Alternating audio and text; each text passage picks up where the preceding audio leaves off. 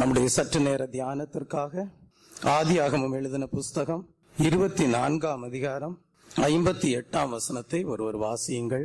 ஆதியாகமம் 24ஆம் அதிகாரம் 58ஆம் வசனம். ரெபெக்காளை அழைத்து, நீ இந்த மனிதனோட கூட போகிறாயா என்று கேட்டார்கள். அவள் போகிறேன் என்றார். கர்த்தருடைய நாமத்திற்கு மகிமை உண்டாவதாக. ரெபெக்காளை அழைத்து, நீ இந்த மனிதனோட கூட போகிறாயா என்று கேட்டார்கள். அவள் போகிறேன் என்றாள். ஜெபிப்போம். அன்பு மகா கிருபையும் இரக்கமும் நிறைந்த நேசமுள்ள நல்ல தகப்பனே, தேவரீர் இந்த நாளிலே தியானிக்கும்படியாக கொடுத்த இந்த வேத வசனத்திற்காக உமக்கு ஸ்தோத்திரம். இந்த வசனம் ஆண்டவரே, நாங்கள் உம்முடைய வருகை நாளுக்கு ஆயத்தத்தோடு உம்மை எதிர்பட வேண்டிய அனுபவம் உள்ளவர்களாக காணப்பட வேண்டும் என்கிற சத்தியமாய் இருக்கிறபடியால் அந்த சத்தியத்தை நாங்கள் கேட்டு அதன்படி ஜீவிக்க ஆண்டவர் கிருபை செய்தள்ளும், ஆசீர்வதித்தள்ளும். இயேசு கிறிஸ்துவின் நாமத்திலே பிதாவே, ஆமேன். ரெபெக்காளை அழைத்து, இந்த மனிதனோடே கூட போகிறாயா என்று கேட்டார்கள். அவள் போகிறேன் என்றாள். கர்த்தருடைய நாமத்திற்கு மகிமை உண்டாவதாக. பழைய ஏற்பாட்டு சம்பவம் நிழலாகவும் புதிய ஏற்பாட்டு சம்பவம் பொருளாகவும் நாம் படிக்க முடியும். இந்த இடத்திலே ஆதியாகமம் 24ஆம் அதிகாரத்திலே பிரதானமாக யாரை குறித்து சொல்லப்பட்டிருக்கிறது என்றால், ஆபிரகாமை குறித்தும் ஈசாக்கை குறித்தும் ஆபிரகாமின் வீட்டில் காரியஸ்தனாக இருந்த எலியாசரை குறித்தும் இந்த அதிகாரத்திலே சொல்லப்பட்டிருக்கிறது.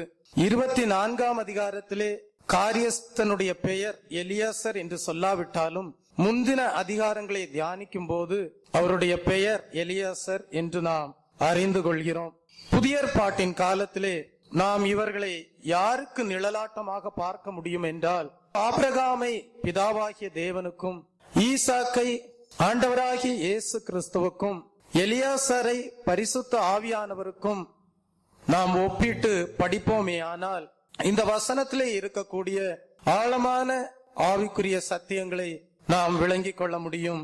நாம் வாசிக்க கேட்ட இந்த வசனம் ரெபெக்காளை பார்த்து கேட்கப்பட்ட ஒரு கேள்வியும் அதற்கு ரெபெக்காள் சொன்ன ஒரு பதிலுமாக காணப்படுகிறது. இந்த கேள்வி என்னவா இருந்தது என்றால், நீ இந்த மனிதனோடு கூட போகிறாயா என்ற ஒரு கேள்வி. இந்த கேள்வியை கேட்டது யார் என்றால், ரெபெக்காளுடைய சகோதரனும் ரெபெக்காளுடைய தாயாரும் ரெபெக்காளை பார்த்து கேட்கிறார்கள், இதோ நம்முடைய வீட்டிற்கு வந்திருக்கிற எலியாசாரோடு நீ போகிறாயா என்று ஒரு கேள்வி. இதுவரைக்கும் எலியாசாரை முன்பு கண்டதில்லை ரெபெக்காள். எலியாசார் தன்னை எங்கே கூட்டி செல்ல போகிறார் என்பது ரெபெக்காள் அறியாதிருந்தாள்.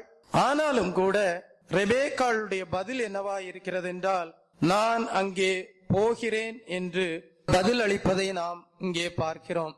அப்படியானால் இந்த வசனத்திலே நாம் அறிந்து கொள்ளக்கூடிய ஒரு சத்தியம் என்னவென்றால், ரெபெக்காள் எலியாசரோடு நான் போகிறேன் என்று சொல்லுகிறாள் என்றால், இதை நாம் ஆவிக்குரிய பிரகாரமாக தியானிக்கும் போது இந்த ரெபெக்காளை யாருக்கு ஒப்பிட்டு பார்க்கலாம் என்றால், இன்றைக்கு இந்த பூமியிலே ஆயத்தமாக்கப்பட்டு கொண்டிருக்கிற மணவாட்டியாம் சபை, புதிய ஏற்பாட்டு சபைக்கு நாம் இந்த ரெபெக்காளை ஒப்பிட்டு படிக்க முடியும்.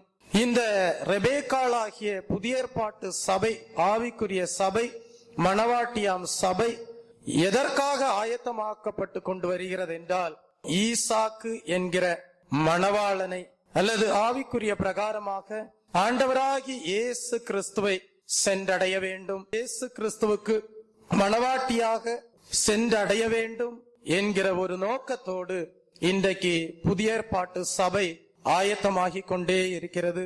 தெய்வ பிள்ளையே, ஆனால் இந்த ஈசாக்கை குறித்து நாம் படிக்கும் போது முன்பு எப்படிப்பட்ட அனுபவம் காணப்பட்டது என்றால், ஆண்டவர் ஒரு முறை ஆபிரகாமை பார்த்து சொல்லுகிறார், நீ உன்னுடைய ஏக புத்திரனாகிய ஈசாக்கை மோரியா என்கிற மலைக்கு அழைத்து சென்று உன்னுடைய குமாரனாகிய ஈசாக்கை எனக்கென்று பலி செலுத்துவாயாக என்று தேவனிடத்திலிருந்து ஒரு கட்டளை கடந்து வந்த வேளையிலே ஆபிரகாம் என்ன செய்கிறான் என்றால், விசுவாசத்தோடு தேவனுடைய வார்த்தைகளுக்கு கீழ்ப்படியும்படியாக ஈசாக்கை மோரியா மலைக்கு கொண்டு செல்வதை பார்க்கிறோம். அந்த மோரியா என்கிற மலைக்கு ஈசாக்கை ஆபிரகாம் அழைத்து சென்ற வேளையிலே ஆதியாகமம் 22ஆம் அதிகாரத்திலே நாம் அதை படிக்கிறோம். ஈசாக்கு கேட்கிறான், தன் தகப்பனாகிய ஆபிரகாமை பார்த்து கேட்கிறான், அப்பா, தீயும் விறகும் உண்டு, பலி செலுத்த மிருகம் எங்கே என்று கேட்கிறான்.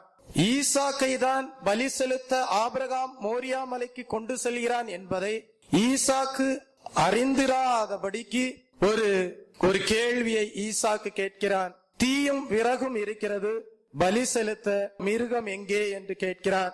அதற்கு ஆபிரகாம், அதை கர்த்தர் பார்த்து கொள்வார் என்று ஒரு பதில் சொல்வதை நாம் பார்க்கிறோம். ஆபிரகாம் ஈசாக்கை பலி செலுத்தும்படியாக கொண்டு போன வேளையிலே ஈசாக்கோ தான் பலியிட போகிறார் என்கிறதை அறியாதவராக காணப்பட்டார். தெய்வ பிள்ளையை, இதை புதிய ஏற்பாட்டு சபைக்கு நிழலாட்டமாக பார்க்கும் போது, பொருளாக படிக்கும் போது, ஈசாக்கை ஆண்டவராகிய இயேசு கிறிஸ்துவோடு ஒப்பிட்டு பார்க்கும் போது, பிதாவாகிய தேவன் தம்முடைய ஒரே குமாரனாகிய இயேசு கிறிஸ்துவை இந்த முழு மனுக்குலத்திற்கும் ரட்சிப்பை கொண்டு வரும்படியாக, பலி செலுத்தும்படியாக அவருடைய மனதிலே காணப்பட்டது. அந்த பிதாவாகிய தேவனுடைய மனதிலே காணப்பட்ட திட்டத்தை, அந்த சித்தத்தை நிறைவேற்றும்படியாக ஒரு வேளை வந்தபோது ஆண்டவராகிய இயேசு கிறிஸ்து இந்த பூமிக்கு கடந்து வந்து பாடுபட்டு உபத்திரவப்பட்டு பலி செலுத்தப்படக்கூடிய, கொண்டு செல்லப்படக்கூடிய ஒரு ஆட்டை போல கொண்டு போகப்பட்டார் என்று நாம் படிக்கிறோம். ஏசாயா தீர்க்கதரிசியின் புஸ்தகம் 53ஆம் அதிகாரம் 10ஆம் வசனத்தை படிக்கும் போது, கர்த்தரோ அவரை நொறுக்க சித்தமாகி அவரை பாடுகளுக்குட்படுத்தினார் என்று படிக்கிறோம். அப்படியானால் தெய்வ பிள்ளையே, ஆத்துமாவிலே தரிசித்து பிதா எப்படி ஆண்டவராகி இயேசு கிறிஸ்துவை நொறுக்க சித்தமுள்ளவராகி பாடுகளுக்குட்படுத்தினார் என்று அங்கே எழுதப்பட்டிருப்பதை பார்க்கிறோம். பிதாவானவர் குமாரனை தகர்க்க சித்தமானார் என்று பார்க்கும்போது, அதை எப்பொழுது அந்த சித்தம் தேவனுடைய மனதிலே காணப்பட்டது, தேவனுடைய சிந்தையிலே காணப்பட்டது என்பதை குறித்து படிக்கும் போது, வெளிப்படுத்தல் 13ஆம் அதிகாரம் 8ஆம் வசனத்திற்கு வரும்போது, உலக தோற்றம் முதல் அடிக்கப்பட்ட ஆட்டுக்குட்டியினுடைய ஜீவ புஸ்தகத்தில் பேர் எழுதப்படாத பூமியின் குடிகள் யாவரும் அதை வணங்குவார்கள் என்று சொல்லப்பட்டிருக்கிறது. அப்படியானால் இந்த உலகம் தோற்றப்படுவதற்கு முன்பாகவே, மாம்சத்தில் ஆண்டவராகிய இயேசு கிறிஸ்து இந்த உலகத்திலே தோன்றுவதற்கு முன்பாகவே, தேவனுடைய சிந்தையிலே அவருடைய குமாரனை நொறுக்கும்படியான ஒரு திட்டம் காணப்பட்டது. அவரை பாடுகளுக்குட்படுத்தும்படியான ஒரு சித்தம் தேவனுடைய மனதிலே காணப்பட்டது. ஏற்ற வேளை வந்தபோது ஆண்டவர் தேவன் என்ன செய்தார்? குமாரனாகிய இயேசு கிறிஸ்துவை இந்த உலகத்திற்கு மாம்ச சரீரத்திலே அனுப்பி என்ன செய்தார்? அவருடைய மனதிலே இருந்த திட்டத்தை, அவருடைய சிந்தையிலே காணப்பட்ட சித்தத்தை ஆண்டவராகிய இயேசு கிறிஸ்துவிலே நிறைவேற்றி இந்த பூமியிலே வாழுகிற ஜனங்களுக்கு ஒரு ரட்சிப்பை கொண்டு சேர்த்தார். ஆகவேதான் இரத்தம் சிந்துதல் இல்லாமல் பாவ நிவாரணம் இல்லை என்கிற வேதவசனம் நிறைவேறும்படியாக தம்முடைய ஒரே குமாரனாகிய இயேசு கிறிஸ்துவை இந்த உலகத்திலே அனுப்பி இரத்தத்தை சிந்தும்படியாக பிதாவாகிய தேவன் அவருடைய திட்டத்தை நிறைவேற்றுவதை பார்க்கிறோம். இங்கே இந்த வசனத்தை நாம் படிக்கும் போது, ஆண்டவராகிய இயேசு கிறிஸ்துடைய பாடுகள் எப்படிப்பட்டதா இருந்தது என்றால், ஒன்று, உள்ளான ஆத்துமாவிலே அவர் பாடுகளை பட்டவராக காணப்பட்டார். இரண்டாவது, சரீரத்திலேயும் அவர் பாடுகளை அனுபவிக்க கூடியவராக காணப்பட்டார். ஏசாயா தீர்க்கதரிசியின் புஸ்தகம் 53ஆம் அதிகாரம் 5ஆம் வசனத்தை வாசிக்கும் போது, நம்முடைய மீறுதல்களின் நிமித்தமாக அவர் காயப்பட்டு, நம்முடைய அக்கிரமங்களின் நிமித்தமாக அவர் என்ன செய்யப்பட்டார்? நொறுக்கப்பட்டார். அப்படியானால் 2 அனுபவங்கள் அவருடைய பாடுகளிலே காணப்படுகிறது. ஒன்று, காயப்படுத்தப்பட்டார், இன்னொன்று நொறுக்கப்பட்டார். கெத்செமனே தோட்டத்திலே வைத்து அவர் பிதாவை நோக்கி ஜெபிக்கிற வேளையிலே, அந்த கெத்செமனே தோட்டத்திலே வைத்து முழு மனுக்குலத்தின் பாவம் சாபம் அவர் மீது சுமத்தப்பட்ட வேளையிலே அவருடைய இருதயம் நொறுங்கினது. அவருடைய இரத்தம் வேர்வை துளிகளாக அந்த கெத்செமனே தோட்டத்திலே அவர் சிந்த வேண்டியவராக காணப்பட்டார். ஒரு மனிதன் சரீரத்திலே அனுபவிக்கக்கூடிய பாடுகளை காட்டிலும் ஒரு மனிதன் உள்ளான மனிதனிலே படக்கூடிய பாடுகள் தாங்க இயலாததாக காணப்படுகிறது. கெத்செமனே தோட்டத்திலே எப்பொழுது முழு மனுக்குலத்தின் பாவத்தையும் சாபத்தையும் ஏற்றெடுத்து அவருடைய இருதயம் நொறுங்குண்டு எப்பொழுது இரத்தம் வேர்வை துளிகளாக விழுந்ததோ அன்றைக்கே ஆண்டவராகிய இயேசு கிறிஸ்து மரித்திருக்க வேண்டும். அந்த சமயத்திலேயே ஆண்டவராகிய இயேசு கிறிஸ்து மரணத்தை சந்தித்திருக்க வேண்டும். ஆனால் ஒரு தேவ தூதனானவன் ஆண்டவராகிய இயேசு கிறிஸ்துவை பலப்படுத்தினான் என்று பார்க்கிறோம். ஒரு அல்லேலூயா சொல்லுவோமா? எதற்காக பலப்படுத்தினான் என்றால் இன்னும் அவர் சரீரத்திலேயும் பாடுகளை ஏற்றுக்கொள்ள வேண்டும். தெய்வ பிள்ளையே, ஆவி ஆத்துமாவிலே மாத்திரமல்ல சரீரத்திலே உன்னுடைய நோய்களை தீர்க்கும்படியாக தெய்வ பிள்ளையே அவர் என்ன செய்ய வேண்டும் என்றால் காயப்பட வேண்டும், தழும்புகளை ஏற்றுக்கொள்ள வேண்டும். என்னுடைய தழும்புகளாலே நீங்கள் குணமானீர்கள் என்று சொல்லப்பட்டிருக்கிறது. உள்ளான பாடுகள் ஒரு பக்கம், அந்த உள்ளான நொறுக்கப்பட்ட அனுபவத்திலே அவர் கொல்கதா மலை நோக்கி சிலுவையை சுமந்து கொண்டு போகிறார். அவர் சுமந்து கொண்டு போகிற வேளையிலே என் இருதயம் அதிக வேதனையினால் துக்கப்பட்டு கொண்டிருக்கிறது என்று சொல்லுகிறார். பிதாவே, இந்த பாத்திரம் என்னை விட்டு நீங்க கூடுமானால் நீங்க கடவது என்று சொல்லுகிறார். ஆகிலும் என்னுடைய சித்தம் அல்ல, உம்முடைய சித்தத்தின்படியே ஆக கடவது என்று ஜெபிப்பதை பார்க்கிறோம். தெய்வ பிள்ளையே, இதிலிருந்து நாம் அறிந்து கொள்ளக்கூடிய சத்தியம் என்னவென்றால், எப்படி ஈசாக்கை பலி செலுத்தும்படியாக ஆபிரகாம் மோரியா மலைக்கு ஈசாக்கை அழைத்து சென்றானோ அதே போல பிதாவாகிய தேவன் தம்முடைய குமாரனாகிய இயேசு கிறிஸ்துவை பலி செலுத்தும்படியாக கொல்கதா மலை நோக்கி அழைத்து செல்வதை பார்க்கிறோம். தெய்வ பிள்ளையே, எதற்காக? தெய்வ பிள்ளையே, இந்த பாடுகள் எதற்காக? இந்த உபத்திரவங்கள் எதற்காக? இந்த காயங்கள் எதற்காக என்றால் உனக்காக ரட்சிப்பை கொடுத்த ஆண்டவராகிய இயேசு கிறிஸ்து ஒரு நாளிலே உயிர் தெழுந்து இன்றைக்கு பிதாவின் வலது பார்சத்திலே அவர் வீற்றிருந்து நமக்காக பரிந்து பேசிக் கொண்டிருக்கிறாராம். எதற்காக தெய்வ பிள்ளையே? ஒரு நாள் வருகிறது, அவர் இதோ உனக்காக இரட்சகராக வந்த இயேசு இனி அடுத்த சமயத்திலே, இனி அவர் இந்த பூமிக்கு கடந்து வருகிற வேளையிலே, இனி அவர் மத்தியாகாயத்திலே தோன்றுகிற வேளையிலே இதோ மணவாளனாக வரப்போகிறார். ஒரு அல்லேலூயா சொல்லுவோமா? தெய்வ பிள்ளையே, மணவாளனாக அவர் வருகிற வேளையிலே அவர் கொடுத்த ரட்சிப்பை பாதுகாத்து கொண்ட தேவ சபை அந்த ரட்சிப்பிலே பூர்ணப்பட்டு மணவாட்டியாக அவருக்கு எதிர்கொண்டு செல்ல வேண்டும். ஒரு அல்லேலூயா சொல்லுவோமா?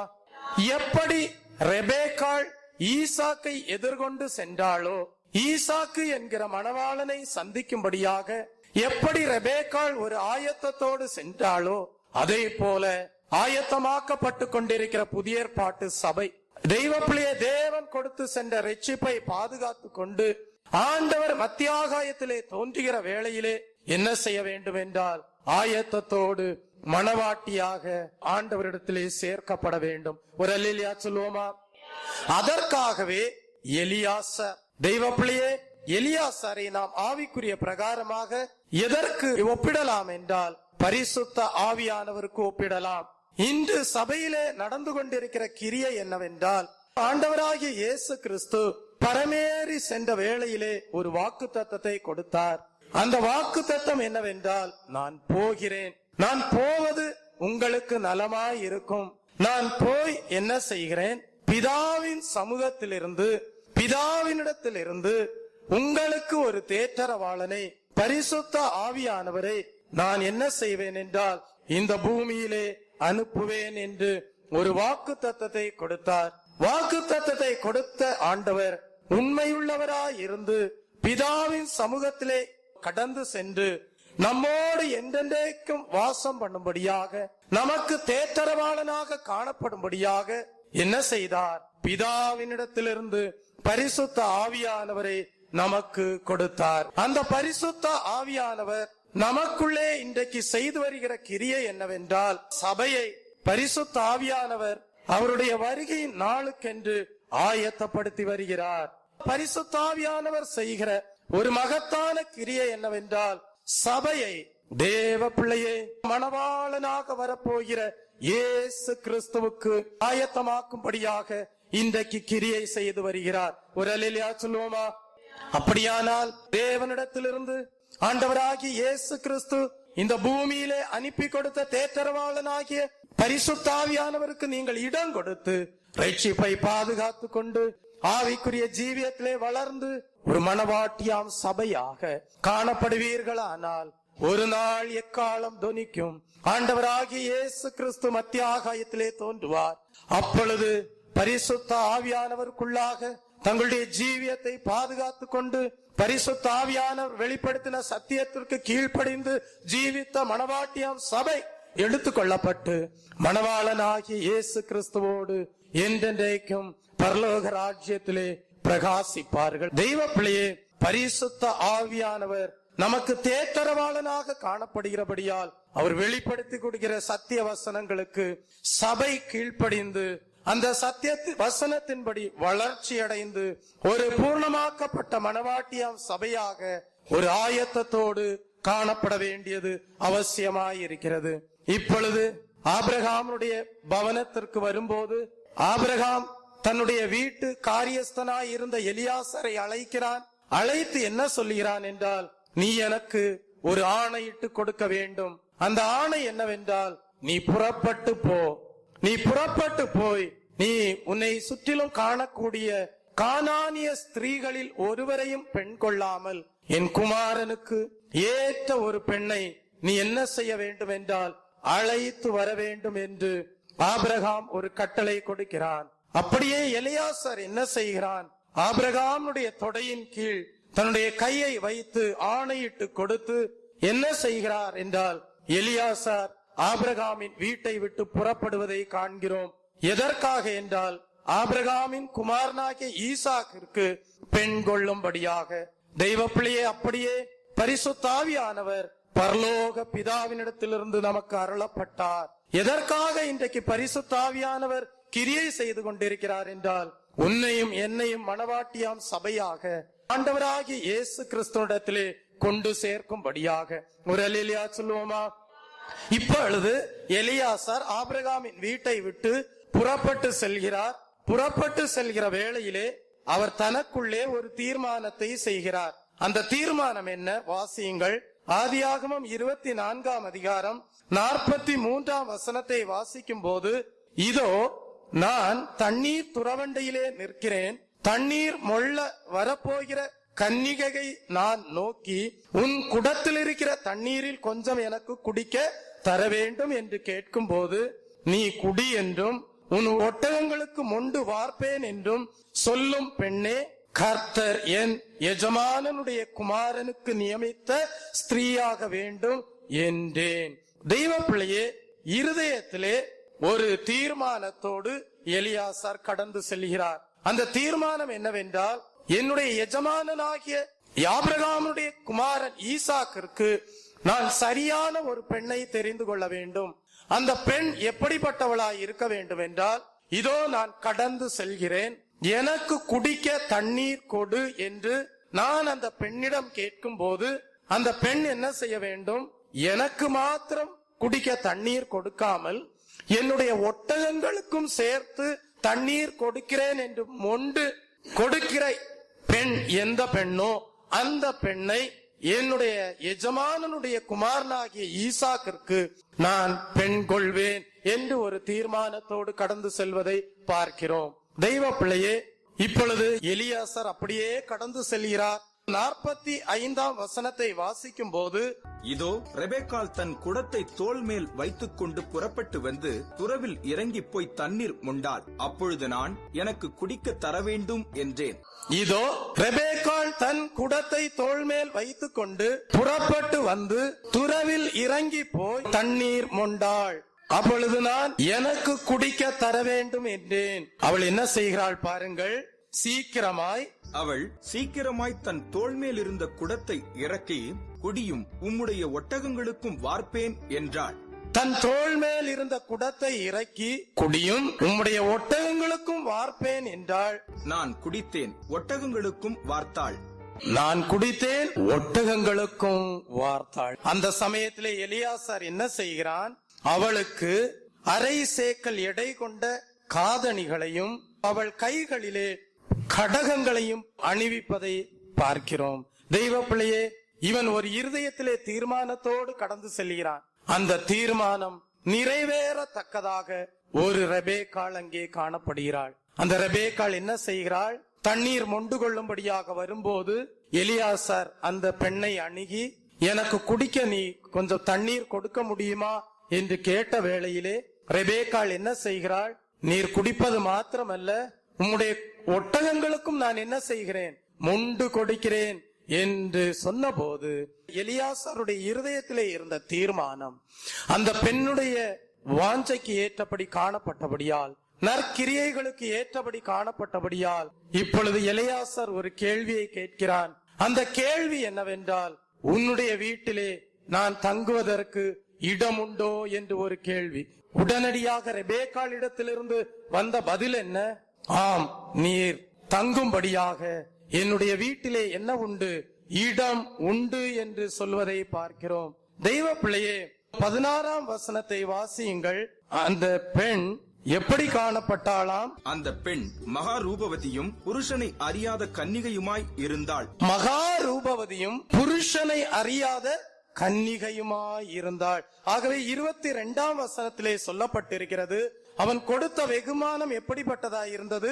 அரை சேக்கல் எடையுள்ள பொற்காதணியையும் அவள் கைகளுக்கு 10 சேக்கல் எடை பொன்னுள்ள 2 கடகங்களையும் எடுத்து கொடுத்து, அரை சேக்கல் எடை கொண்ட பொற்காதணி, அவள் கைகளுக்கு 10 சேக்கல் எடை கொண்ட 2 கடகங்களை அணிவிப்பதை பார்க்கிறோம். தெய்வ பிள்ளையே, இதற்குரிய ஆவிக்குரிய கருத்துகளுக்குள்ளாக நாம் செல்வதற்கு முன்பாக நாம் அறிந்து கொள்ள வேண்டிய ஒரு சத்தியம் காணப்படுகிறது.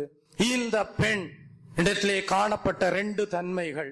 இவள் மகா ரூபவதியாக காணப்பட்டாள். ஒரு அல்லேலூயா சொல்லுவோமா?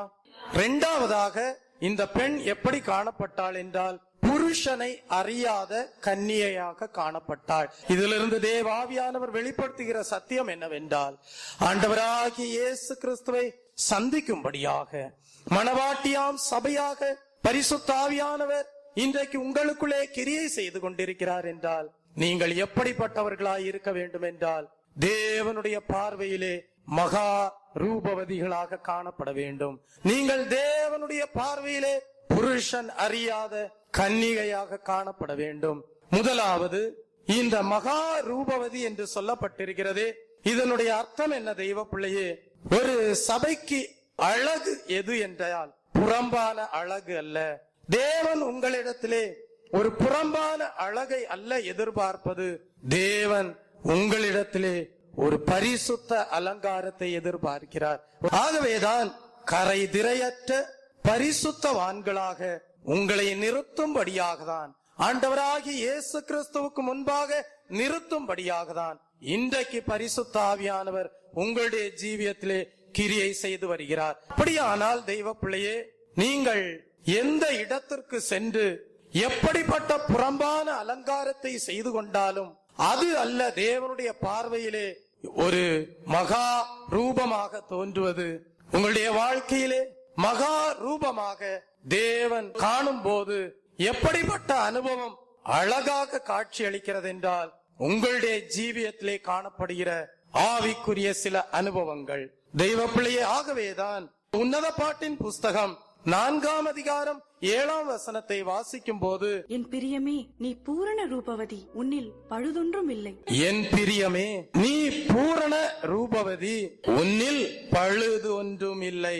அழகு என்று சொல்லும் போது அதிலே 2 விதம் உண்டு.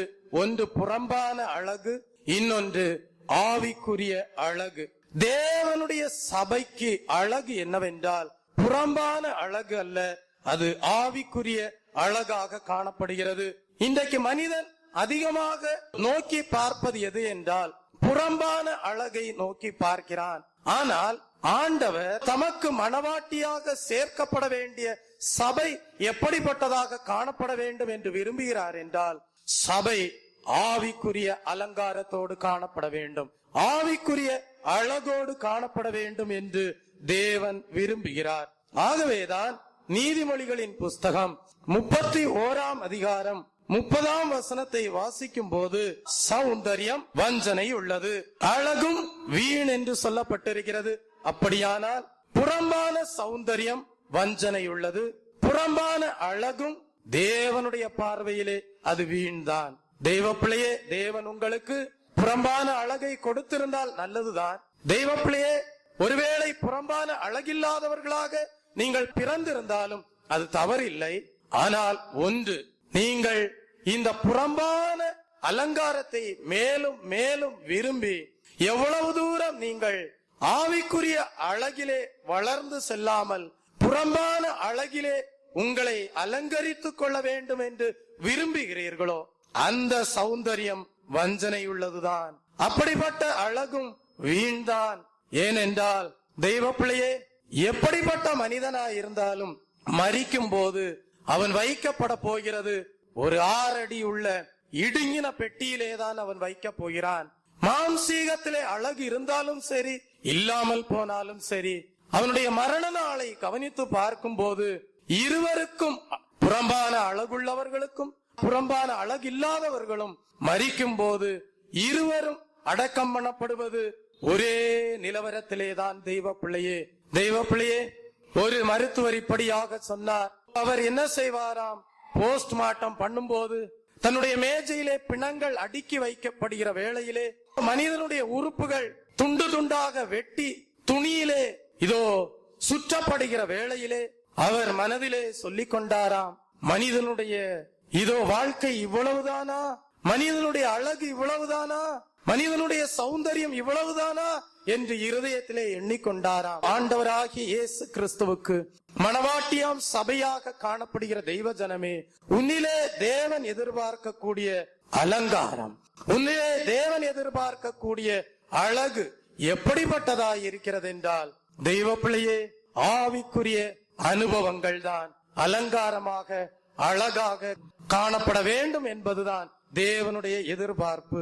ஆகவேதான் சங்கீதம் 39 சங்கீதம் 11 வாசிக்கும் போது, அக்கிரமத்து நிமித்தம் நீர் மனுஷனை கடிந்து கொண்டு தண்டிக்கிற போது அவன் வடிவை பொட்டரிப்பை போல அழிய பண்ணுகிறீர். நிச்சயமாக எந்த மனுஷனும் மாயையேதான். இதனுடைய அர்த்தம் என்ன? தெய்வ பிள்ளையே, அங்கே ஒரு காரியம் சொல்லப்பட்டிருக்கிறது.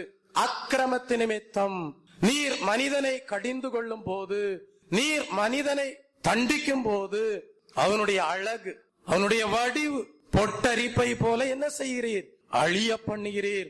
நிச்சயமாகவே எந்த மனுஷனும் மாயையே என்று சொல்லப்பட்டிருக்கிறது. தெய்வ பிள்ளையே, அக்கிரமத்தின் பலன் இதோ சௌந்தரியத்தின் பலன், சௌந்தரியத்தோடு செய்கிற அக்கிரமத்தின் பலன், அதனுடைய முடிவு என்ன என்று சொல்லப்பட்டிருக்கிறது என்றால் அழிவு என்று சொல்லப்பட்டிருக்கிறது. ஆகவேதான் அப்படிப்பட்டவர்கள் போய் சேரக்கூடிய ஒரு இடம்தான் பாதாளமாக காணப்படுகிறது.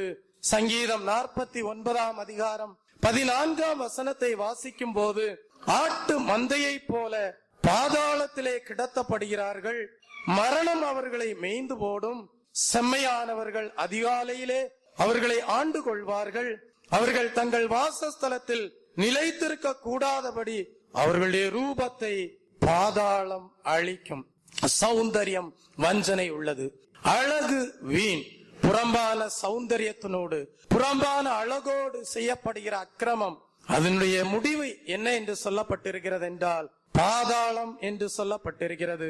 ஆகவே தெய்வ பிள்ளையே, உன்னை இந்த பாதாள வல்லமைக்கு விலக்கும்படியாகத்தான், உன்னை இந்த அக்கிரமத்தின் அலங்காரத்தின் என்று விலக்கும்படியாகத்தான், உன்னை இந்த அக்கிரமத்தின் அழகிலிருந்து விலக்கும்படியாகத்தான், உனக்கு ஆவிக்குரிய அலங்காரத்தை கொடுக்கும்படியாகத்தான் ஆண்டவராகி இயேசு கிறிஸ்து இந்த உலகத்திலே வந்து பாடுபட்டார்.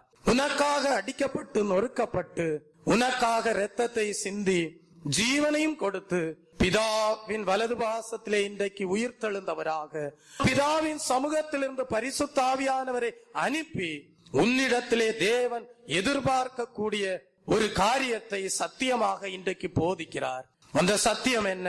பரிசுத்த ஆவியானவர் உனக்கு கொடுக்கப்பட்டிருப்பது புறம்பான அலங்காரத்தை செய்யும்படியாக அல்ல, புறம்பான அழகை இதோ கூட்டிக் கொண்டு அக்கிரமத்தை செய்யும்படியாக அல்ல, அதனுடைய முடிவு பாதாளம் என்றால் பரிசுத்த ஆவியானவர் சொல்லுகிறார், நான் உனக்குள்ளாக கிரியை செய்து வருவது எதற்காக என்றால் உன்னை ஆவிக்குரிய அலங்காரமாக மாற்றி இயேசு கிறிஸ்துவுக்கு உன்னை மணவாட்டியாக நிறுத்தும்படியாக. ஒரு அல்லேலூயா சொல்லுவோமா?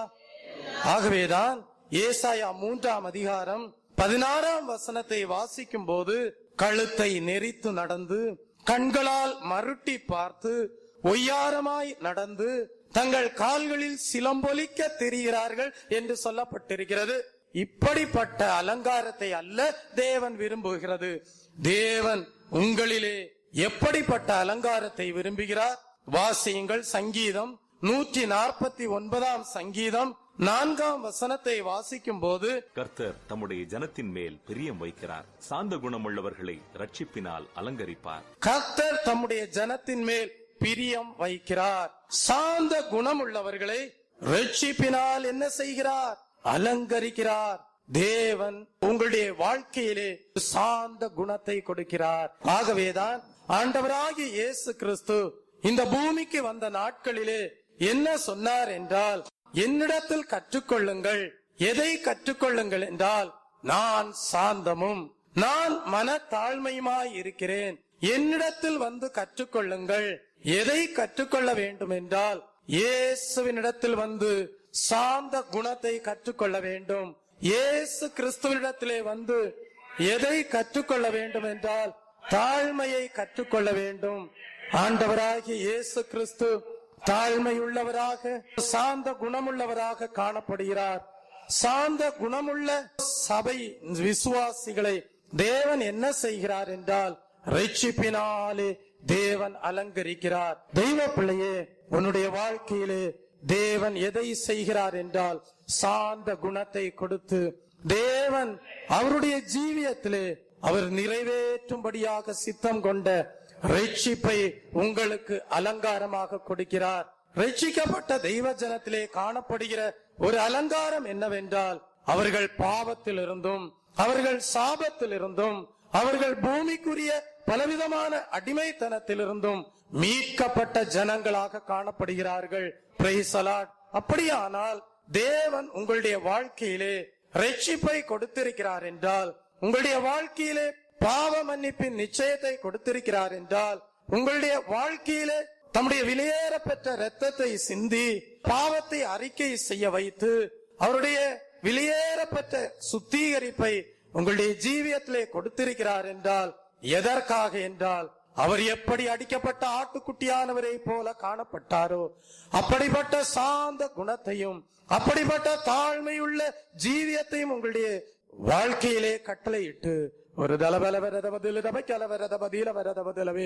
மற்ற எல்லா ஜனங்களிலேயும் ஒரு கூட்ட ஜனத்திலே ரட்சிப்பின் அலங்காரத்தோடு ஆயத்தப்படுத்தி வருகிறார். உங்களுடைய ஜீவியத்திலே இனிமேல் ரட்சிப்பே அலங்காரமாக காணப்பட வேண்டும். இரண்டாவது, மணவாட்டியாம் சபையிலே இருக்கக்கூடிய அலங்காரத்தை பற்றி சொல்லப்பட்டிருக்கிறது. வாசியுங்கள். சங்கீதம் 29ஆம் சங்கீதம் 2ஆம் வசனத்தை வாசிக்கும் போது, பரிசுத்த அலங்காரத்தோடு கர்த்தரை என்ன செய்யுங்கள்? தொழுது கொள்ளுங்கள். அப்படி என்றால் நாம் தேவனை தொழுது கொள்ளும் போது பரிசுத்தத்தோடு தேவனை என்ன செய்ய வேண்டுமாம்? தொழுது கொள்ள வேண்டுமாம். எபேசியர் 5ஆம் அதிகாரம் 26 27 வசனங்களை வாசிக்கும் போது, கரை திரை முதலானவைகள் ஒன்றும் இல்லாமல் பரிசுத்தமும் பிழையற்றதுமான மகிமையுள்ள சபையாக அதை தமக்கு முன் நிறுத்தி கொள்கிறதற்கும் தம்மை தாமே அதற்கு என்ன செய்தாராம்? ஒப்பு கொடுத்தார். அப்படியானால் தெய்வ பிள்ளையே, கரை திரை இல்லாத ஒரு சபையை உருவாக்க வேண்டும் என்பதுதான் தேவனுடைய அநாதி தீர்மானமாக காணப்படுகிறது. அதற்காகவே ரட்சிப்பை உங்களுக்கு அலங்காரமாக கொடுத்து, அதற்காகவே புறம்பான அலங்காரத்திற்கு நேராக ஓடாதபடி உங்களை தேவன் பாதுகாத்துக் கொண்டு, அதற்காகவே பொல்லாப்பு உங்கள் ஜீவியத்திலே அணுகாதபடி தேவன் உங்களை பாதுகாத்துக் கொண்டு, பாதாளத்தின் வல்லமைக்கு தேவன் உங்களை விலக்கி பாதுகாத்துக் கொண்டு, இன்றைக்கு என்ன செய்கிறார் என்றால், உங்களை அவரோடு ஒரு நல்ல உடன்படிக்கை செய்து கொள்ளும்படியாக, ஒரு நல்ல மனசாட்சியை தேவன் உங்களுக்கு கொடுத்து தண்ணீர் முழுக்கு ஞான ஸ்நானத்திற்கு நேராக உங்களை வழிநடத்தி கிறிஸ்துவை தரித்து கொள்ளக்கூடிய ஒரு அனுபவத்தை கொடுத்து, இனி நான் அல்ல கிறிஸ்துவே என்னில் ஜீவிக்கிறார் என்கிற ஒரு தீர்மானத்தோடு ஜீவிக்க தேவன் கிருபை செய்கிறார். அது மாத்திரமல்ல, பரிசுத்தாவின் அபிஷேகத்தையும் தேவன் உங்களுடைய ஜீவியத்திலே கொடுத்து, வாக்கு தத்தம் பண்ணின தேவன் வாக்கு தத்தங்களிலே உண்மை உள்ளவராயிருந்து பூரண சுத்திகரிப்பை தேவன் உங்களுடைய ஜீவியத்திலே கட்டளையிட்டு இன்றைக்கு என்ன செய்கிறார்? சபையை இயேசு கிறிஸ்து என்கிற மணவாளனுக்கு மணவாட்டியாக ஆயத்தப்படுத்தி வருகிறார். வாசியுங்கள், ரோமருக்கு எழுதின புஸ்தகம் 6ஆம் அதிகாரம் 11ஆம் வசனத்தை வாசிக்கும் போது, அப்படியே நீங்களும் உங்களை பாவத்திற்கு மரித்தவர்களாகவும் நம்முடைய கர்த்தராகிய இயேசு கிறிஸ்துவுக்குள் தேவனுக்கென்று பிழைத்திருக்கிறவர்களாகவும் எண்ணிக்கொள்ளுங்கள் என்று சொல்லப்பட்டிருக்கிறது. அதனுடைய அர்த்தம் என்ன? நீங்கள் ஞான ஸ்நான அனுபவத்திற்குள்ளாக கடந்து வரும்போது, நீங்கள் ஞான ஸ்நானத்தை பெற்றுக் கொள்ளும் போது உங்களுடைய இருதயத்திலே உண்டாகக்கூடிய ஒரு எண்ணம் என்னவென்றால், இனி நான் பாவத்திற்கு மரித்து விட்டேன். பாவம் மரிக்கவில்லை, பாவம் மரிக்காது, ஆனால் பாவத்திற்கு நான் மரித்து விட்டேன். ஒரு மனிதன், இறந்து போன மனிதனுடைய வாயிலே போய் நீங்கள் ஒரு சிகரெட் துண்டையோ நீங்கள் வாயிலே வைப்பீர்கள் என்றால், அந்த மரித்த மனிதன் அந்த சிகரெட்டை வலிக்க முடியுமா? வலிக்க முடியாது. அதை போல தெய்வ பிள்ளையே, ஆவிக்குரிய ஜனமாய் இருக்கிற தெய்வ பிள்ளைகள் பாவத்திற்கு மரித்திருக்கிறபடியால் அவர்களுடைய ஜீவியத்திலே பாவம் அணுகாதபடி தேவன் இந்த ஞான ஸ்நான அனுபவத்தை தேவன் கொடுக்கிறார். ஆகவே தெய்வ பிள்ளையே, தேவன் உங்களுடைய வாழ்க்கையிலே கொடுத்த சுத்திகரிப்பு மேலானது. தேவன் உங்களுடைய வாழ்க்கையிலே கொடுத்த பரிசுத்தம் மேலானதாக காணப்படுகிறது. ஆனால் இந்த பரிசுத்தத்துக்கு ஒரு அளவு உண்டு. அந்த பரிசுத்தம் எப்படிப்பட்டதாய் இருக்க வேண்டும் என்றால், நான் பரிசுத்தராய் இருப்பது போல நீங்களும் பரிசுத்தராய் இருங்கள். ஆண்டவர் என்ன போதிக்கிறார் என்றால், அவர் எப்படி பரிசுத்தராய் இருக்கிறாரோ அதை போல நீங்களும் பரிசுத்தராய் இருக்க வேண்டும் என்பதுதான் அவருடைய எதிர்பார்ப்பாக காணப்படுகிறது. ஆகவே தெய்வ பிள்ளையே, உங்களுடைய வாழ்க்கையிலே தேவன் உங்களுக்கு கொடுத்த சுத்திகரிப்பை நீங்கள் பாதுகாத்து கொண்டு, தேவன் உங்களுக்கு கொடுத்த நல்மனசாட்சியை பாதுகாத்து கொண்டு, தேவன் உங்களுக்கு கொடுத்த ரட்சிப்பை பாதுகாத்து கொண்டு, தேவன் உங்களுக்கு கொடுத்த அபிஷேகத்தை பாதுகாத்து கொண்டு, நான் பாவத்திற்கு மரித்தேன், நான் இப்பொழுது எதற்காக ஜீவிக்கிறேன் என்றால், இதோ பரிசுத்தத்திற்கென்று ஜீவிக்கிறேன். அப்படிப்பட்டவர்களை தேவன் என்ன செய்கிறாராம்? அப்படிப்பட்டவர்களை பரிசுத்த ஆவியானவர் என்ன செய்கிறாராம்? மணவாட்டியாம் சபையாக ஆயத்தப்படுத்தி கொண்டே வருகிறார். ஆகவே தெய்வ பிள்ளையே, பரிசுத்தம் உங்களுக்கு அலங்காரமாய் இருக்கட்டும், ரட்சிப்பு உங்களுக்கு அலங்காரமாய் இருக்கட்டும். மூன்றாவது, சங்கீதம் 45ஆம் சங்கீதம் 10-11 வசனத்தை வாசிக்கும் போது அங்கே இன்னொரு ஆவிக்குரிய அனுபவத்தை பற்றி சொல்லப்பட்டிருக்கிறது. அந்த ஆவிக்குரிய அனுபவம் என்ன?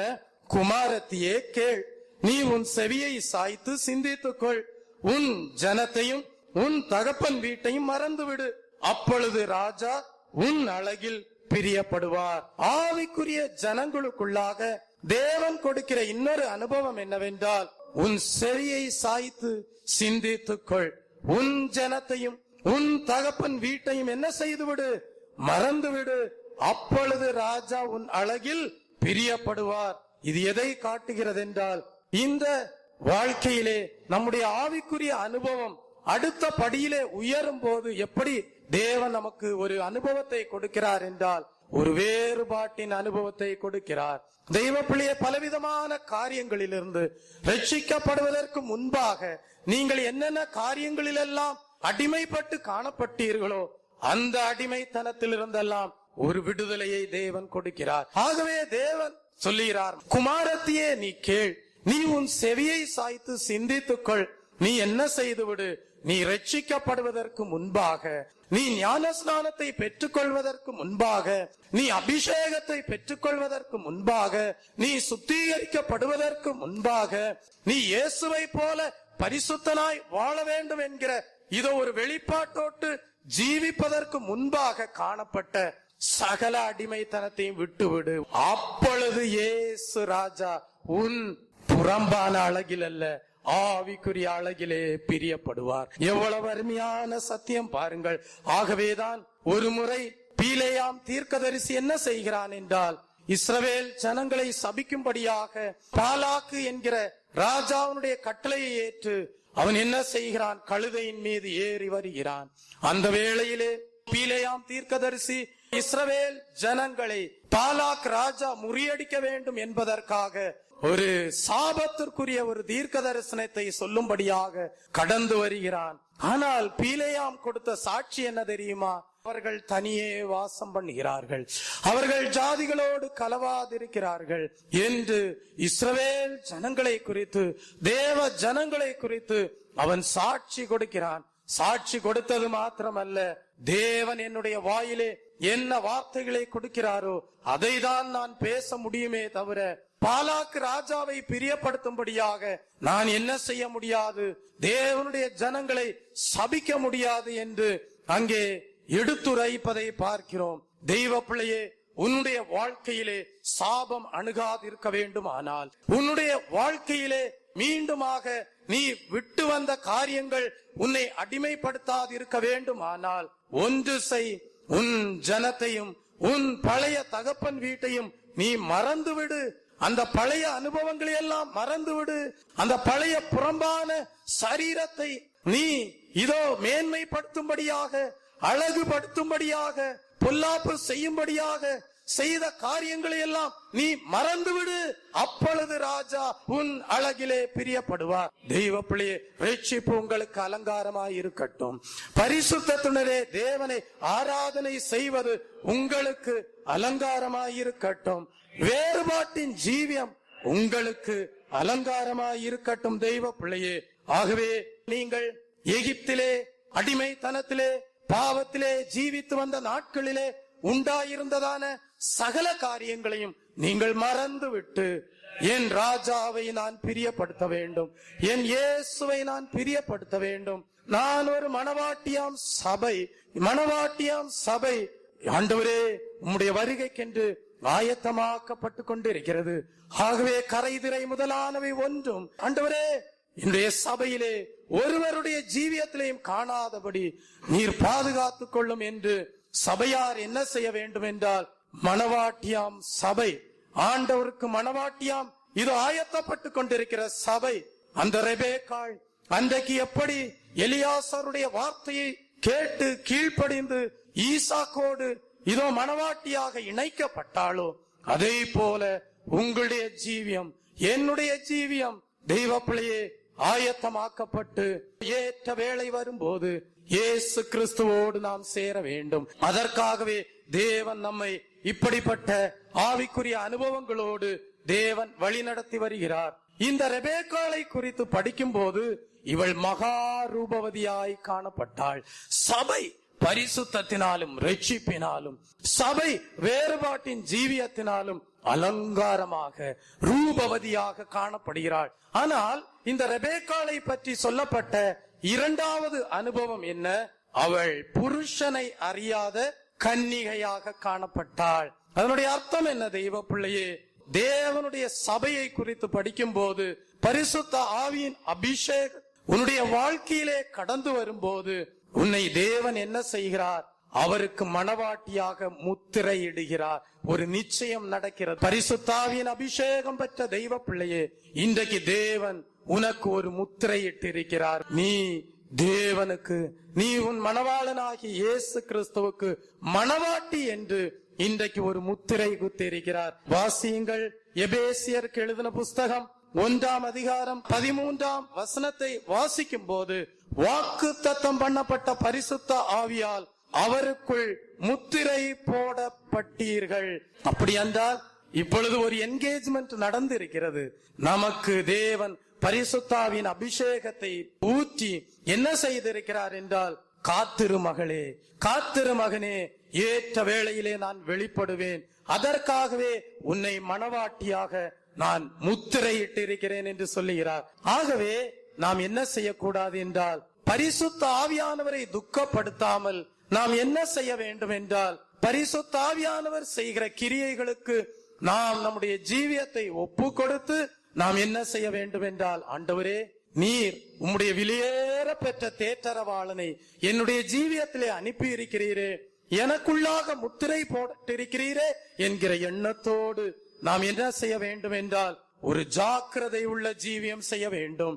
2 கொரிந்தியரின் புஸ்தகம் 11ஆம் அதிகாரம் 2ஆம் வசனத்தை வாசிக்கும் போது, நான் உங்களை கற்புள்ள கன்னியாக கிறிஸ்து என்னும் ஒரே புருஷனுக்கு ஒப்பு கொடுக்க நியமித்தபடியால் உங்களுக்காக தேவ வைராக்கியம் கொண்டிருக்கிறேன் என்று சொல்லுகிறார். பரிசுத்த பவுல் என்ன சொல்லுகிறார்?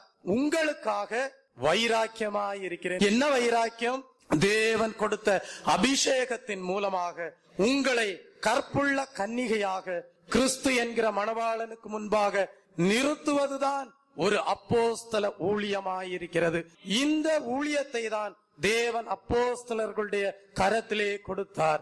மணவாளனாகிய கிறிஸ்துவுக்கு சபையை மணவாட்டியாக நிறுத்த வைக்கக்கூடிய ஊழியம் வேறு யாரும் செய்ய முடியாது. அதை தேவன் அப்போஸ்தலர்களுடைய கரத்திலே கொடுத்தார். அப்போஸ்தலர் 2ஆம் அதிகாரம் 42ஆம் வசனத்தை வாசிக்கும் போது, அவர்கள் அப்போஸ்தலருடைய உபதேசத்திலும் அந்யோன்யத்திலும் அப்பம் பிட்குதலிலும் ஜெபம் பண்ணுதலிலும் அவர்கள் எப்படி காணப்பட்டார்கள்? உறுதியாய் தரித்திருந்தார்கள். நீ ஒரு மணவாட்டியாம் சபை, உனக்கு தேவன் பரிசுத்த ஆவியானவரை கொடுத்து முத்திரை போட்டிருக்கிறார். ஆண்டவர் வர காலதாமதமாகிறது என்று சொல்லி நீ பழைய எகிப்தை நோக்கி பார்க்க வேண்டாம், பழைய பாவ வல்லமையை நோக்கி பார்க்க வேண்டாம், பழைய சாபத்திற்குரிய காரியங்களை நோக்கி பார்க்க வேண்டாம், பழைய புறம்பான அலங்காரங்களை செய்து பொல்லாப்பை செய்து பாதாளத்திற்கு செல்ல வேண்டாம். தெய்வ பிள்ளையே, தேவன் உனக்கு கொடுத்த விலையேற பெற்ற கிரயத்தை நீ எண்ணிப்பார். அவர் உனக்காக விலையேற பெற்ற ரட்சிப்பை கொடுத்திருக்கிறார், பரிசுத்தத்தை கொடுத்திருக்கிறார். தெய்வ பிள்ளையே, உன்னுடைய வாழ்க்கையிலே தேவன் என்ன கொடுத்திருக்கிறார் என்றால், அபிஷேகத்தை கொடுத்து முத்திரை போட்டிருக்கிறார். ஒருவேளை ஒரு பெண்ணிற்கு இன்றைக்கு நிச்சயமாகிறது என்று வைத்துக் கொள்ளுங்கள். நிச்சயத்த கணவன் என்ன செய்கிறான்? நான் திரும்ப வருவேன் திருமணத்திற்கு என்று சொல்லி அவன் வேலை நிமித்தமாக ஒரு 6 வருடங்கள் எங்கேயோ இதோ வெகு தூரத்திற்கு சென்று அவன் வேலை செய்கிறான் என்று வைத்துக் கொள்ளுங்கள். 6 வருடம் கழித்த பிறகு நிச்சயித்த பெண்ணை திருமணம் செய்யும்படியாக அவன் திரும்ப வரும்போது, இந்த பெண்ணோ வேறு ஒரு மனிதனை திருமணம் செய்து கொண்டிருப்பாளே, ஆனால் நிச்சயித்த கணவனுக்கு அவள் என்ன செய்ய முடியாது? இது மனைவியாக முடியாது. அதே போல தெய்வ ஜனமே, ஆண்டவராகிய இயேசு கிறிஸ்து உங்களுக்கு பரிசுத்தாவியை கொடுத்து முத்திரையிட்டிருக்கிறார் என்றால் ஒரு வாக்குத்தத்தம் கொடுக்கிறார், நான் சீக்கிரமாய் வருகிறேன். அவர் சீக்கிரமாய் வருகிறேன் என்று சொன்னார். ஆனால் ஆண்டவரே, எத்தனையோ வருடங்கள் ஆகி போய்விட்டது, உம்மை காணவில்லை என்று சொல்லி நீ வேறொருவனுக்கு கீழ்ப்படியும்படியாக, நீ வேறு காரியங்களுக்கு உன்னுடைய ஜீவியத்திலே பிரியப்படுத்தும்படியாக இடம் கொடுப்பாயானால், கிறிஸ்து வரும்போது, இயேசு உனக்காக வெளிப்படும் போது, முத்திரையிட்ட ஆண்டவர் உனக்காக வெளிப்படும் போது நீ அவருக்கு மணவாட்டியாக சேர்க்கப்பட முடியாது. ஆகவேதான் ஆண்டவர் சொல்லுகிறார், குமாரத்தியே கேள், உன் செவியை சாய்த்து சிந்தித்துக்கொள், நீ உன் ஜனத்தையும் உன் தகப்பன் வீட்டையும் என்ன செய்து விட்டுவிடு. அப்பொழுது ராஜா உன் அழகில் என்ன செய்வார்? பிரியப்படுவார். அதனுடைய ஆவிக்குரிய அர்த்தத்தை நீங்கள் புரிந்து கொள்ள வேண்டும். சகல அடிமைத்தனங்களையும் சகல பழைய காரியங்களையும் நீங்கள் விட்டுவிட்டு தேவன் உங்களை அவருக்கென்று முத்திரையிட்டு இருக்கிறார் என்கிற எண்ணத்தோடு காத்து காத்து காத்து ஜீவித்து, ஒருவேளை அவர் வெளிப்பட காலதாமதம் ஆனாலும், ஆண்டவரே நான் உமக்கே உரியவன், நான் உமக்கே உரியவள் என்கிற தீர்மானத்தோடு நீ ஜீவிப்பாயானால், தெய்வ பிள்ளையே, கர்த்தர் செய்ய நினைத்த காரியம் தடைபடாது. தேவன் அவருடைய வருகையின் நாளிலே சகலத்தையும் நன்மையாக செய்து முடிப்பார். நீ மணவாட்டியாம் சபையாக ஆண்டவருடைய சந்நிதியிலே காணப்படுவாய். எலியாசர் இந்த ரெபேக்காளை கண்ட வேளையிலே என்ன செய்கிறான்? 1/2 சேக்கல் எடை உள்ள என்ன செய்கிறான்? பொற்காதணிகளை என்ன செய்கிறான்? தரிப்பிக்கிறான் அல்லது கொடுக்கிறான். அதனுடைய அர்த்தம் என்ன? ஆவிக்குரிய பிரகாரமாக நாம் ஒரு வெளிப்படுத்தலாக எப்படி காணலாம் என்றால், இந்த பொற்காதணி என்று சொல்வது வெளியே தெரியக்கூடியது. தெய்வ பிள்ளையே, இந்த பொற்காதணி அரை சேக்கல் உள்ள பொற்காதணி. அரை சேக்கல் என்பது எதை வெளிப்படுத்துகிறது என்றால், இஸ்ரவேல் ஜனங்கள் ஒவ்வொரு மனிதனையும் மீட்கப்படுவதற்காக கொடுக்கப்பட்ட விலைதான் அரை சேக்கல். உன்னையும் என்னையும் தேவன் மீட்கும்படியாக அரை சேக்கலை கொடுத்திருக்கிறார். ஒரு விலை கிரயத்தை தேவன் கொடுத்திருக்கிறார். அந்த விலை கிரயத்தை செலுத்திதான் தேவன் உங்களுக்குள்ளாக ஒரு ரட்சிப்பையும் உங்களுக்குள்ளாக ஒரு மீட்பையும் கொடுத்திருக்கிறார். நம்முடைய ஆண்டவராகிய இயேசு கிறிஸ்து எதற்காக இந்த உலகத்திலே கடந்து வந்தார் என்றால், முழு மனுக்குலத்தையும் பாவத்திலிருந்தும் சாபத்திலிருந்தும் விடுதலையாக்கி தெய்வ பிள்ளையை ஒரு விலையேற பெற்ற பொக்கிஷமாக தேவனுடைய பார்வையிலே காணப்படும்படியாக ரட்சிப்பு என்கிற மார்க்கத்தை தேவன் மனுக்குலத்திற்கு முன்பாக தோன்ற பண்ணி, அந்த ரட்சிப்பின் மார்க்கத்திலே கடந்து வருகிற ஒவ்வொரு மனிதனுடைய வாழ்க்கையும் ஒரு சுத்த வெள்ளியாக மாற்றப்படும் என்கிற ஒரு நிச்சயத்தோடு அவர் இந்த உலகத்திலே கடந்து வந்து ஊழியத்தை செய்து, நமக்காக அடிக்கப்பட்டு, நமக்காக நொறுக்கப்பட்டு, இரத்தத்தை சிந்தி, நமக்காக ஜீவனை கொடுத்து உயிர்த்தெழுந்த கிறிஸ்துவாக இன்றைக்கும் பிதாவின் வலது பாசத்திலே வீற்றிருக்கிறார். அப்படியானால் மீட்கப்பட்ட ஜனங்கள், ரட்சிக்கப்பட்ட ஜனங்கள், பாவ மன்னிப்பின் நிச்சயத்தை பெற்றுக்கொண்ட ஜனமாகிய உன்னை பார்த்து ஆண்டவர் சொல்லுகிறார், உன்னை காண்கிறவர்கள் புறம்பே அந்த ரட்சிப்பின் அலங்காரத்தை காண வேண்டும். பொதுவாக சொல்லுவார்கள், அகத்தின் அழகு எதிலே தெரியும்? முகத்திலே தெரியும். ரட்சிக்கப்பட்ட மனிதனை பார்க்கும் போது முகத்திலே ஒரு அழகு காணப்படுகிறது. அந்த அழகு எதனால் உண்டானது? முன்பு உன்னுடைய இருதயத்திலே ஒரு பெரிய இருள் காணப்பட்டது. ஆனால் ஆண்டவர் என்றைக்கு தம்முடைய விலையேற பெற்ற ரட்சிப்பின் அனுபவத்தை கொடுத்து நல் மனசாட்சியின் உடன்படிக்கைக்குள்ளாக ஞான ஸ்நானத்திற்குள்ளாக கொண்டு வந்து உன்னை வெளியேற பெற்ற அபிஷேகத்தினாலே நிரப்பினாரோ, அன்றைக்கே உன்னுடைய இருதயத்தில் இருந்த இருள் எல்லாம் மறைந்து போனது. உன்னுடைய இருதயமானது இப்பொழுது தெய்வீக வெளிச்சத்தால் காணப்படுகிறது. அந்த இருதயத்திலே இருக்கிற வெளிச்சம் ரட்சிக்கப்பட்ட ஜனங்களுடைய முகத்தை காணும் போது நீங்கள் அதை அறிந்து கொள்ளலாம். ஆகவேதான் இந்த எலியாசார் என்ன செய்கிறான் என்றால், அரை சேக்கல் உள்ள காதணிகளை கொடுக்கிறான். இரண்டாவதாக அவன் எதை தரிப்பிக்கிறான் என்று பார்க்கும் போது அவன் என்ன செய்கிறான்? 10 சேக்கல் எடை கொண்ட கடகங்களை கொடுக்கிறான். 10 சேக்கல் என்று சொல்லும் போது பழைய ஏற்பாட்டின் காலத்திலே, நியாயப்பிரமாண காலத்திலே தேவன் எத்தனை கற்பனைகளை கொடுத்தார் என்றால் 10 கற்பனைகளை கொடுத்தார். ஆவிக்குரிய பிரகாரமாக புதிய ஏற்பாட்டின் காலத்திலே அந்த 10 பிரமாணங்களையும் ஆண்டவராகிய இயேசு கிறிஸ்து 2 கற்பனைகளிலே அதை நிறைவேற்றினார். அந்த 2 கற்பனைகள் என்னவென்றால், ஒன்று, உன் தேவனாகிய கர்த்தரை முழு இருதயத்தோடும் முழு ஆத்மாவோடும் முழு மனதோடும் என்ன செய்ய வேண்டும்? சேவிக்க வேண்டும். இரண்டாவது கற்பனை என்னவென்றால், உன்னை போல பிறனையும் நேசிக்க வேண்டும். ஒரு அல்லேலூயா சொல்லுவோமா? அப்ப பழைய ஏற்பாட்டின் காலத்திலே காணப்பட்ட 10 கற்பனைகளையும் தேவன் புதிய ஏற்பாட்டிலே 2 கற்பனைகளாக கை கொள்ளும்படியாக நிறைவேற்றும்படியாக நமக்கு தேவன் அபிஷேகத்தை கொடுக்கிறார். எப்படி? உன் தேவனாகிய கர்த்தரை முழு இருதயத்தோடும் முழு ஆத்மாவோடும் முழு மனதோடும் நீ என்ன செய்ய வேண்டும்? சேவிக்க வேண்டும். இரண்டாவது, தேவன் என்ன செய்கிறார்? உன்னை போல பிறனையும் நேசிக்கும்படியான இருதயத்தை கொடுக்கிறார். அந்த இருதயம் இருள் நிறைந்த இருதயமாயிருக்காது. அந்த இருதயம் தெய்வீக வெளிச்சத்தால் நிரப்பப்பட்ட இருதயமாக காணப்படும். அதை தான் ஆண்டவர் பரிசுத்தாவியானவர் என்கிற தேற்றரவாளன் மூலமாக இந்நாட்களிலே சபையிலே செய்து வருகிற மகத்தான கிரியையாயிருக்கிறது. இப்படிப்பட்ட இருதயத்தை கொண்டவர்கள், தங்களை போல பிறனையும் நேசிக்கிறவர்கள், முழு இருதயத்தோடும் முழு ஆத்மாவோடும் முழு மனதோடும் தேவனை சேவிக்கக்கூடிய இருதயம் உள்ளவர்கள் ஒரு பெரிய இருதயம் உடையவர்களாயிருக்கிறார்கள். பரந்த இருதயம் உடையவர்களாயிருக்கிறார்கள். அவர்களை குறித்துதான் ரோமர் 5:5 சொல்லப்பட்டிருக்கிறது. மேலும் நமக்கு அருளப்பட்ட பரிசுத்தாவியானவருடைய அன்பு உங்கள் இருதயங்களிலே ஊற்றப்பட்டிருக்கிறபடியால் அந்த நம்பிக்கை உங்களை என்ன செய்யாது? வெட்கப்படுத்தாது. ஏன் வெட்கப்படுத்தாது? ஆண்டவருடைய வருகையின் நாளிலே அப்படிப்பட்ட இருதயம் உள்ளவர்களை தான் தேவன் மணவாட்டியாய் சேர்க்கிறார். அப்படிப்பட்ட இருதயம் உள்ளவர்களிடத்திலே ரட்சிப்பின் அலங்காரம் காணப்படும். அப்படிப்பட்ட இருதயம் உள்ளவர்களிடத்திலே பரிசுத்தத்தின் அலங்காரம் காணப்படும். அப்படிப்பட்ட இருதயம் உள்ளவர்களிடத்திலே என்ன காணப்படும்? கரை திரை இல்லாத ஒரு ஜீவியம் காணப்படும். அப்படிப்பட்டவர்கள் பழைய காரியங்களை மறந்திருப்பார்கள். அப்படிப்பட்டவர்கள் ராஜாவை, இயேசு ராஜாவை பிரியப்படுத்துகிறவர்களாக ஜீவிப்பார்கள்.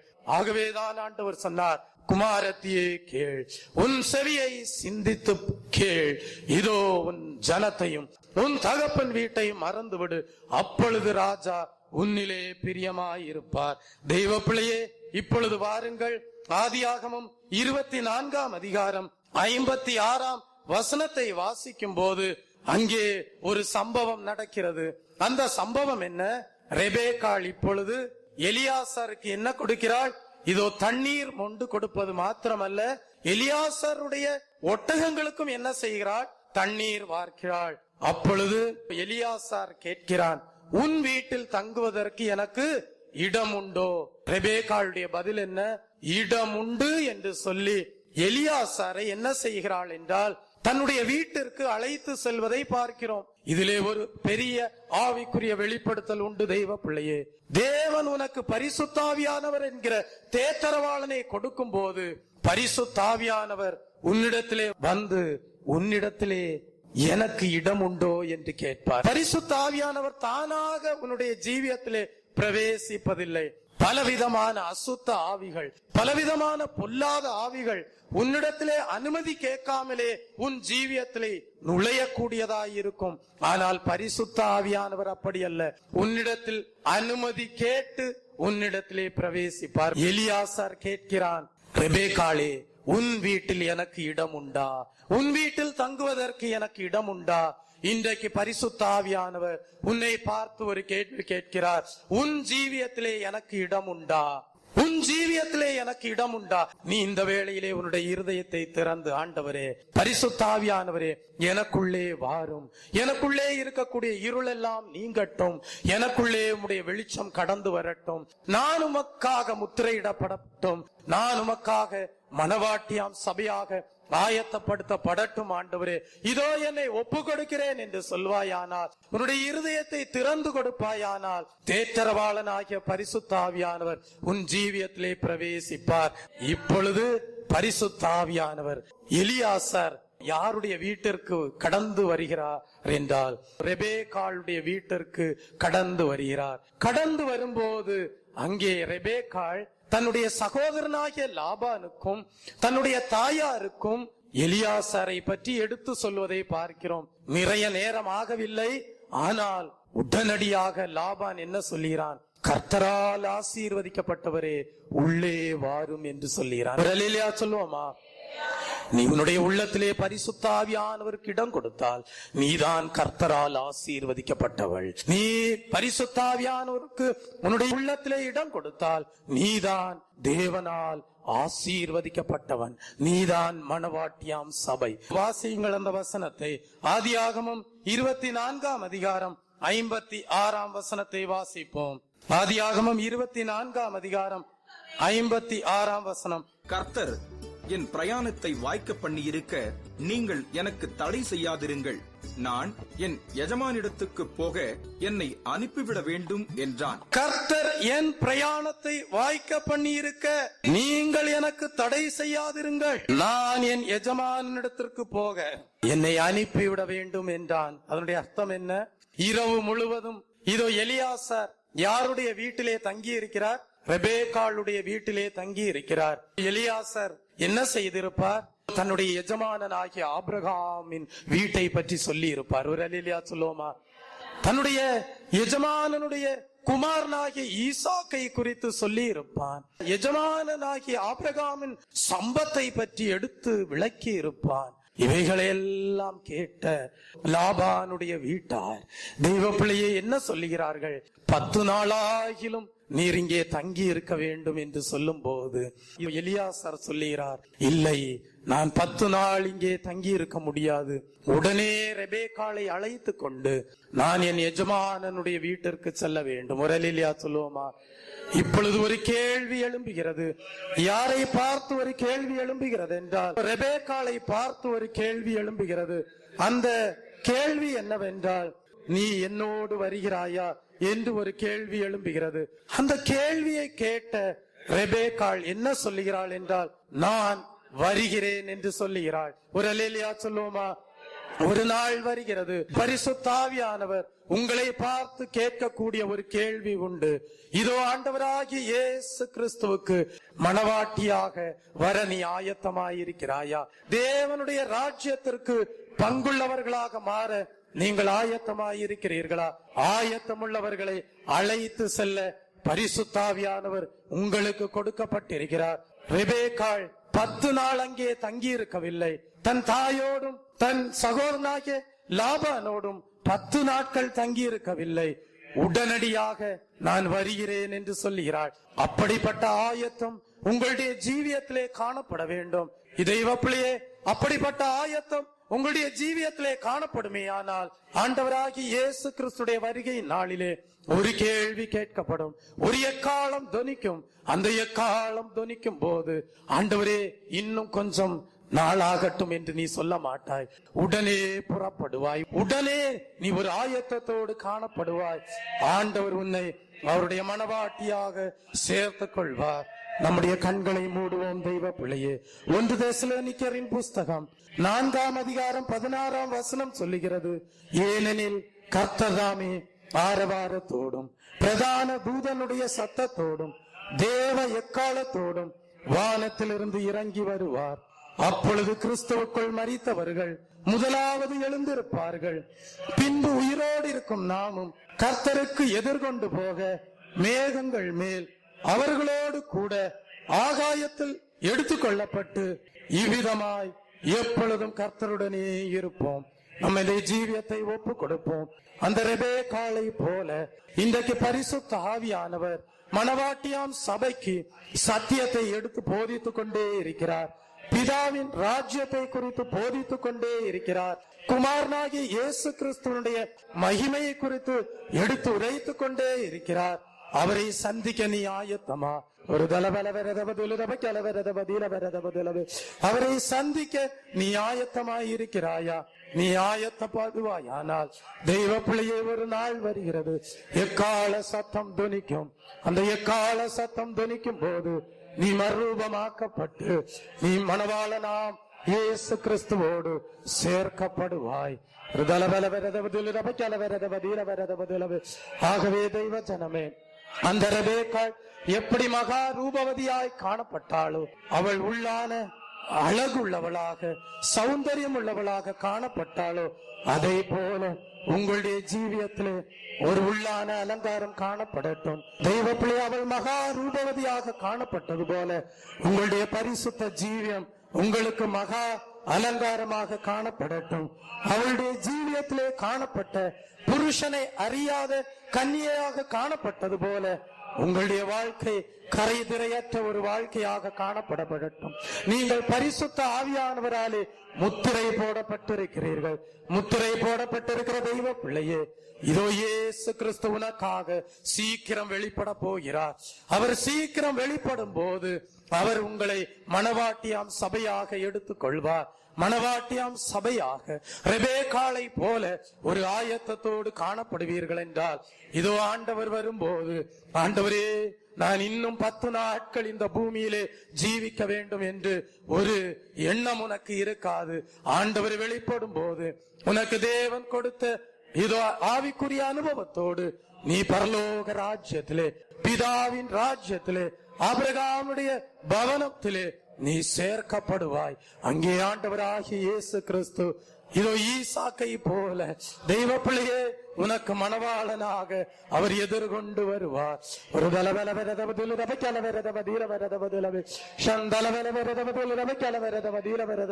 உன்னையும் என்னையும் ரட்சிக்கும்படியாக கிறிஸ்து இயேசு இந்த உலகத்திலே வந்தார். அவருடைய ரட்சிப்புக்கு பாத்திரமான தெய்வ பிள்ளையே, அவருடைய உடன்படிக்கைக்கு பாத்திரமான தெய்வ பிள்ளையே, அவருடைய அபிஷேகத்திற்கு பாத்திரமான தெய்வ பிள்ளையே, அவருடைய உள்ளான அலங்காரத்திற்கு பாத்திரமான தெய்வ பிள்ளையே, ஒரு இந்த வேளையிலே உன்னை இதோ அவருக்கென்று முற்றிலுமாக நீ சமர்ப்பிப்பாயானால் அவருடைய வருகையின் நாளிலே அவர் உன்னை மனவாட்டியாம் சபையாக சேர்த்து கொள்ள வல்லவராய் இருக்கிறார். ஒரு ஆண்டவரே என்னை ஆயத்தப்படுத்தும், ஆண்டவரே சபையை ஆயத்தப்படுத்தும், ஆண்டவரே ஒவ்வொருவரையும் ஆயத்தப்படுத்தும். ஆண்டவரே நீர் கொடுத்த கற்பனைகளை கை கொள்ளும்படியாக ஆண்டவரே நீர் கிருபை கொடும். ஆண்டவரே நற்கிரியைகள் ஆண்டவரே சபையிலே வெளிப்படும்படியாக ஆண்டவரே நீர் கிருபை கொடும். ஆண்டவரே ஒரு